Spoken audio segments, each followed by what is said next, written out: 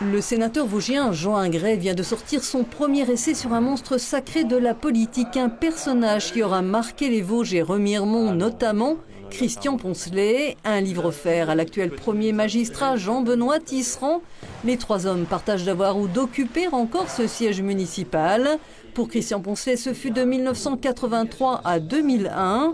Ce gaulliste ardennais d'origine avait déjà gagné la députation dans ce département d'adoption qui lui doit beaucoup. C'est le TGV dans les Vosges, c'est le désenclavement des Vosges par les différentes routes que nous avons. C'est aussi des entreprises qui ont été sauvées, implantées, à Minolca, Thierrier, De Buyer. C'est une époque aussi où il y avait beaucoup d'argent public. Et c'est vrai qu'il a savamment profité par sa pugnacité du fait d'aller chercher beaucoup d'argent. Il n'y a pas un maire ou un ancien maire qui, dans les différents villages que je peux visiter quotidiennement, qui ne me parle pas de Christian Poncelet. Christian Poncelet, c'est une longévité en politique, 150 ans de mandat cumulé.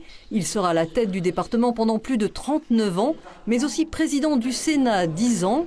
Un homme d'État qui avait également ses parts d'ombre. Ses amis d'hier devenaient parfois ses meilleurs ennemis. Je retrace le fait que c'est lui qui a amené Philippe Séguin, qui l'a fait grandir. Et puis à un moment, comme très souvent en politique, la paranoïa et l'irrationnel aussi peuvent dominer. Donc il y a eu cette guerre fratricide. Le sénateur Ingray s'est aussi intéressé au rôle à l'international du président Poncelet.